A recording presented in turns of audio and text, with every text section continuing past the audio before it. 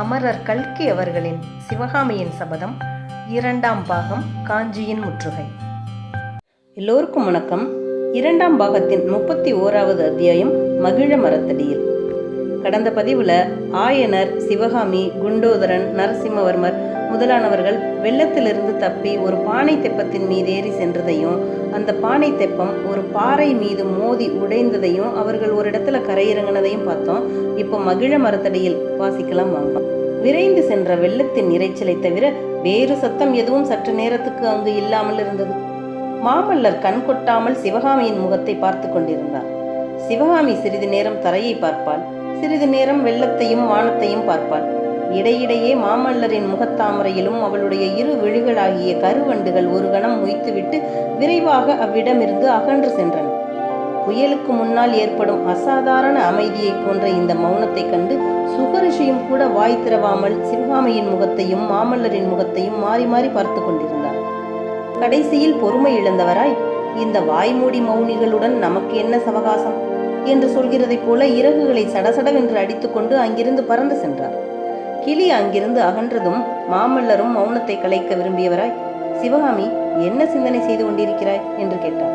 சிவகாமி மாமல்லரின் முகத்தை ஏறிட்டு நோக்கி, சற்று முன்னால் தண்ணீரில் மூழ்கினேனே, அப்படியே திரும்பி கரையேறாமல் வெள்ளத்தோடு போயிருக்க கூடாதா என்று யோசித்துக் கொண்டிருந்தேன் என்றார். அப்படியானால் நான் உன்னை தேடிக்கொண்டு வந்ததெல்லாம் பிசகு என்று ஏற்படுகிறது. ஆனால் இப்போது கூட ஒன்றும் மோசம் போய்விடவில்லையே, பெருவெள்ளம் இங்கேயே வெகு சமீபத்தில் தானே ஓடுகிறது என்றார் மாமல்லர். உண்மைதான், வெள்ளம் வெகு சமீபத்தில் ஓடுகிறது.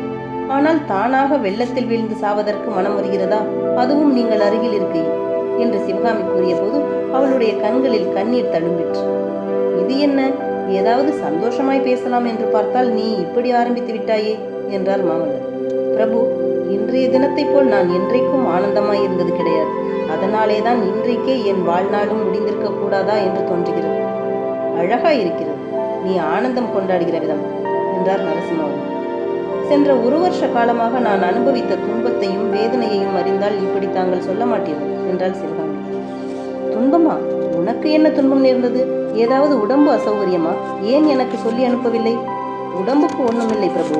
உடம்பு 3 வேளையும் சாப்பிட்டு கொண்டு ஆடை ஆபரணங்களை அணிந்து கொண்டு சௌக்கியமாய்த்தான் இருக்கிறது. எல்லா துன்பத்தையும் உள்ளம்தான் அனுபவிக்கிறது. ஆஹா, துன்பமும் வேதனையும் உனக்கேன் வர வேண்டும்? யாராவது உன்னை உபத்திரவப்படுத்தினார்களா என்ன? உன் தந்தை ஆயனர் அதை தடுக்காமல் என்ன செய்து கொண்டிருந்தார்?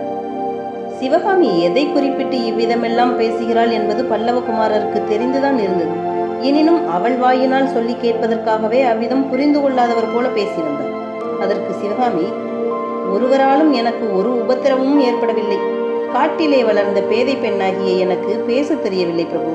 என் மனவேதனைக்கெல்லாம் காரணம் தங்களை மறக்க முடியாமைதான் என்று கூறி கண்களில் இருந்து கலகலவென்று கண்ணீர் வடித்தார். மாமல்லர் ஆர்வம் பொங்கிய கண்களினாலே அவளை பார்த்து, இவ்வளவுதானே சிவகாமி, அதற்காக இப்போது ஏன் கண்ணீர் விட வேண்டும்?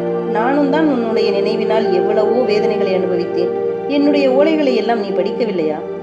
தாங்கள் எழுதியிருந்த ஒவ்வொரு எழுத்தையும் மனப்பாடம் செய்திருக்கிறேன். ஒவ்வொரு ஓலையையும் 100 தடவை ரதிக்கு படித்து காட்டியிருக்கிறேன். ஓலையை படிக்கும் போது சந்தோஷமாய் இருக்கும், அப்புறம் அவ்வளவுக்கவ்வளவு வேதனை அதிகமாகும். தங்கள் பேரில் கோபமாய் வரும். சிவகாமி, உனக்கு என் பேரில் கோபித்துக் கொள்ளும் சௌகரியமாவது இருந்தது. எனக்கு அது கூட இல்லை அல்லவா? யாருடைய துன்பம் அதிகம் என்று சொல். என் பேரில் தாங்கள் கோபித்துக் கொள்ளவில்லையா?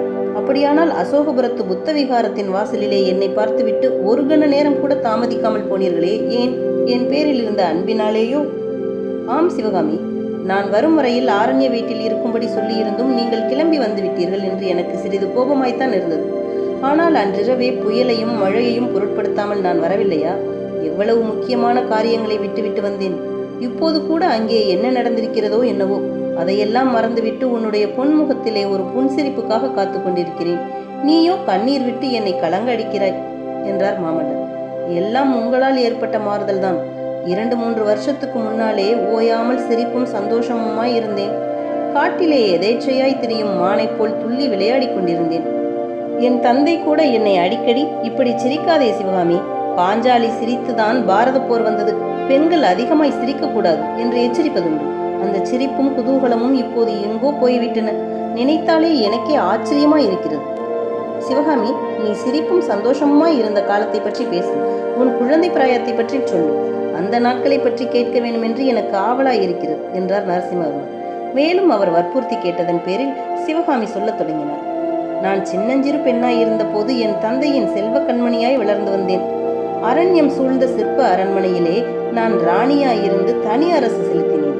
என் தந்தையிடம் சிற்ப வேலை கற்றுக்கொண்ட சீடர்கள் என்னிடம் பயபக்தி கொண்ட பிரஜைகளாய் இருந்து வந்தார்கள். கண்ணிமையை அசைத்தால் போதும் அவ்வளவு பேரும் விரைந்து ஓடி வந்து என்ன பணி என்று கேட்பார்கள். அப்போதெல்லாம் எனக்கும் கவலை என்பதே தெரியாது, துன்பம் என்பதையே நான் அறிந்ததில்லை. உலகத்திலே எதை பார்த்தாலும் எனக்கு வியப்பும் மகிழ்ச்சியுமாயிருக்கும். காலையிலே எழுந்ததும் தகதகவென்று பிரகாசித்துக் கொண்டு உதயமாகும் தங்கச் சூரியனைக் கண்டு ஆனந்திப்பேன். மாமரங்களில் தளிர்ந்திருக்கும் இளம் சிவப்பு நிற தளிர்களைக் கண்டு களிப்படைவேன். மரம் செடி கொடிகளில் புஷ்பிக்கும் விதவிதமான வர்ண மலர்கள் எனக்கு எல்லையற்ற மகிழ்ச்சியை அளிப்பதுண்டு. செடி கொடிகளுக்கு மத்தியில் ஆடிக்கொண்டே பறக்கும் பட்டுப்பூச்சிகளை ஓடி பிடிக்க முயல்வேன். அவை கையில் அகப்படாமல் தப்பிக்கொள்ளும் போது கலீர் என்று சிரிப்பேன். மது உண்ட வண்டுகளின் ரீங்காரத்தை கேட்கும் போதெல்லாம் எனக்கும் ஆனந்த போதை உண்டாகிவிடும். காட்டு பறவைகள் இசைக்கும் கீதத்தை கேட்டு பரவசமடைவேன். இரவிலே அகண்ட வானத்திலே மின்னும் நட்சத்திரங்கள் எல்லாம் தங்களுடன் வந்து சேரும்படி என்னை கண் சிமிட்டி அழைப்பது போல தோன்றும். அவற்றின் அழைப்பு கிணங்கி நானும் மனோரதத்தில் ஏறி உயர உயர பறந்து செல்வேன். சில சமயம் சந்திரனை பார்த்தால் எனக்கு அன்னப்பட்சியை போல் இருக்கும். அதன் மேல் ஏறிக்கொண்டு நட்சத்திரங்களுக்கிடையே வட்டமிட்டு கொண்டிருப்பேன். சில சமயம் நிலாமதியானது ஒரு அழகிய சிறு தோணியை போல் எனக்கு தோன்றும். அதன் மேல் ஏறிக்கொண்டு வானமாகிய நீலக்கடலில் மிதந்து வருவேன். வழியிலே தென்படும் நட்சத்திர சுடர்களை எல்லாம் கை நிறைய அள்ளி அள்ளி மடியிலே சேர்த்து கட்டிக்கொள்வேன். இப்படி குதூகலமாக காலம் போய்கொண்டிருக்கையில் என் தந்தை எனக்கு நாட்டியக்கலை கற்றுக் கொடுக்க ஆரம்பித்தார். அது முதல் எனக்கு நடனக்கலை பைத்தியம் பிடித்துவிட்டது. சதா சர்வகாலமும் நாட்டியமாடிய வண்ணமாகவே இருந்தேன். காட்டுக்குள் விளையாட போனால் ஆடிக்கொண்டே போவேன். தாமரை குளத்தில் குளிக்கப் போகையில் என் கால்கள் ஜதி போட்டுக்கொண்டே இருக்கும். அந்த நாளில் பூமியும் வானமும் ஒரு பெரிய நடன அரங்கமாக எனக்கு காட்சி தந்தன.